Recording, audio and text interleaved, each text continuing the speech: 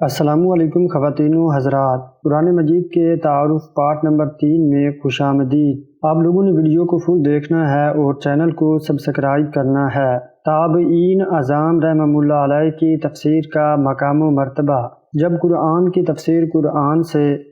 سنت سے اور صحابہ کرام رضی اللہ تعالی عنہم سے نہ ملے تو پھر بہت سے ائمہ اقوال تابعین مثلاً مجاہد بن جبر رحمۃ اللہ علیہ کے اقوال کی طرف رجوع کرتے ہیں۔ وہ تفسیر بیان کرنے میں اللہ تعالیٰ کی ایک نشانی تھے۔ محمد بن اسحاق نے ابان بن صالحہ کے واسطے سے امام مجاہد سے یہ روایت کیا ہے کہ میں نے ابن عباس رضی اللہ تعالی عنہما سے اول سے آخر تک مکمل قرآن مجید 3 بار اس طرح پڑھا کہ میں ہر آیت کے اختتام پر انہیں روکتا تھا اور ان سے اس کی تفسیر کے بارے میں سوال کرتا تھا۔ ابن جریر نے ابن ابو ملکیہ سے روایت کیا ہے کہ میں نے مجاہد رحمۃ اللہ علیہ کو ابن عباس رضی اللہ تعالی عنہما سے تفسیر قرآن کے بارے میں سوال کرتے ہوئے دیکھا۔ ان کے پاس ابن عباس رضی اللہ تعالی عنہما کی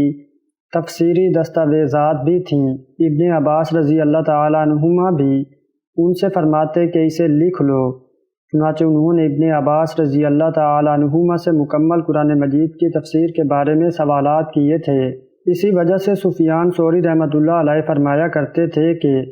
جب تفسیر مجاہد رحمۃ اللہ علیہ سے مروی ہو تو وہ تمہیں کافی ہے۔ اسی طرح سعید بن جبیر، عکرمہ مولا ابن عباس، عطا بن ابو رباح، حسن بصری، مسروق بن اجدہ، سعید بن مسیب، ابو العالیہ ربی بن انس، قتادہ، ضحاک بن مزاحم رحمہ اللہ علیہ اور دیگر کئی تابعین اور ان کے علاوہ اتباع تابعین اور ان کے بعد کے لوگ ہیں جن کے اقوال کی طرف رجوع کیا جاتا ہے۔ چنانچہ ایک آیت کے سلسلے میں ان کے اقوال ذکر کیے جاتے ہیں تو ان کی عبارت کے الفاظ مختلف ہوتے ہیں۔ لا علمی کی وجہ سے کچھ لوگ اسے اختلاف پر محمول کرتے ہیں، جس کی وجہ سے وہ ایک ہی مفہوم کے لیے مختلف اقوال بیان کر دیتے ہیں، حالانکہ ان میں کوئی اختلاف نہیں ہوتا، کیونکہ کچھ ائمہ ایک چیز کو اس کے لازم یا نظیر کے ساتھ تعبیر کرتے ہیں اور کچھ بعینہ اسی چیز کو بیان کر دیتے ہیں۔ اکثر مقامات پر اس طرح کے مختلف اقوال کے معنی ایک ہی ہوتے ہیں۔ عقل مند آدمی کو یہ نقطہ خوب ذہن نشین کر لینا چاہیے۔ تفسیر بالرائے، محض رائے کے ساتھ قرآن مجید کی تفسیر کرنا حرام ہے۔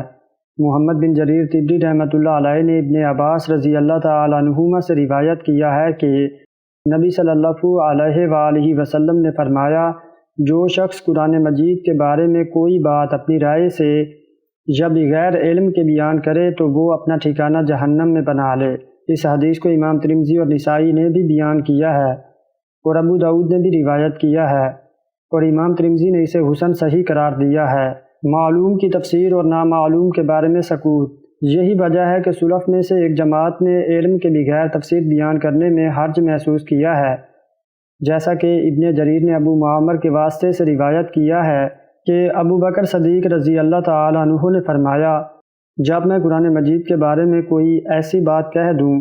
جسے میں جانتا نہیں تو مجھے کون سی زمین سمائے گی اور کون سا آسمان چھپائے گا۔ ابن جریر ہی نے حضرت انس رضی اللہ تعالی عنہ سے روایت کیا ہے کہ حضرت عمر فاروق رضی اللہ تعالی عنہ نے منبر پر اس آیت کی تلاوت کی، وفاکہۃ و ابا، تو فرمایا کہ وفاکہۃ، پھل میوے کو تو ہم جانتے ہیں مگر یہ اب کیا چیز ہے؟ پھر خود ہی فرمانے لگے کہ عمر یہ تکلف ہے۔ عمر رضی اللہ تعالی عنہ کی اس بات کو اس پر محمول کیا جائے گا کہ آپ دونوں یعنی حضرت عمر اور حضرت انس رضی اللہ تعالی عنہ نے چارے کی کیفیت کو معلوم کرنا چاہا تھا، ورنہ ظاہر ہے کہ اس سے مقصود زمین کی نباتات ہیں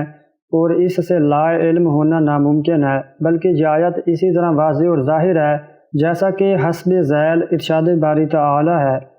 پھر ہم نے اس میں اناج اگایا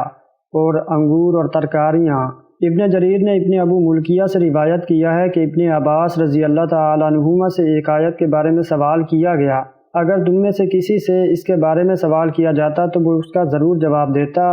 مگر ابن عباس رضی اللہ تعالی عنہما نے اس کے بارے میں کچھ کہنے سے انکار فرما دیا۔ اس روایت کی سند صحیح ہے۔ ابن جریر ہی نے ابن ابو ملکیہ سے یہ بھی روایت کیا ہے کہ ایک شخص نے ابن عباس رضی اللہ تعالی عنہما سے آیت کریمہ، وہ ایک روز جس کی مقدار 1000 برس ہوگی کے بارے میں سوال کیا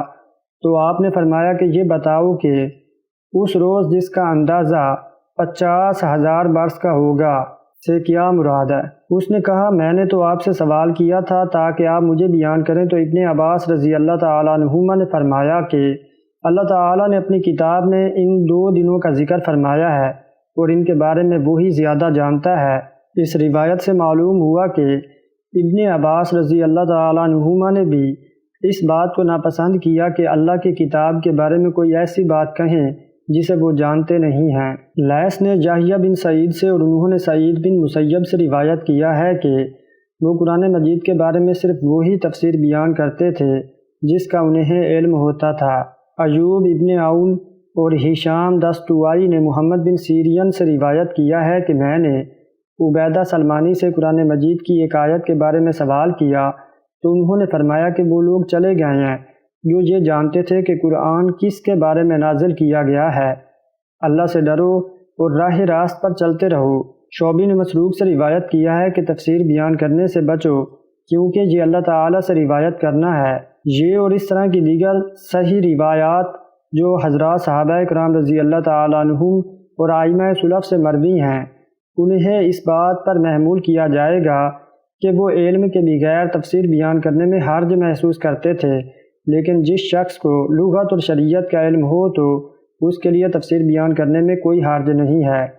یہی وجہ ہے کہ مذکورہ بالا حضرات اور ان کے علاوہ دیگر صحابہ کرام رضی اللہ تعالی عنہم اور سلف صالحہ سے تفسیری اقوال مروی بھی ہیں، اور ان دونوں باتوں میں کوئی اختلاف نہیں، کیونکہ جس بات کا انہیں علم تھا اسے انہوں نے بیان کر دیا اور جس کا علم نہیں تھا اس کے بارے میں سکوت فرمایا۔ اور ہر شخص کے لیے واجب ہے کہ وہ یہی طرز عمل اختیار کرے، کیونکہ جس طرح اس چیز کے بارے میں سکوت اختیار کرنا واجب ہے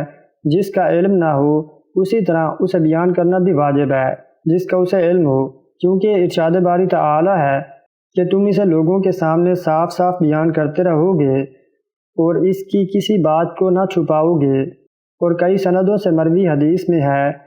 جس شخص سے علم کے بارے میں سوال کیا گیا اور اس نے اسے چھپایا تو قیامت کے دن اسے آگ کی لگام پہنائی جائے گی۔ تفسیر کے اعتبار سے آیات کی اقسام ابن جریر رحمۃ اللہ علیہ نے اپنی سند کے ساتھ بیان کیا ہے کہ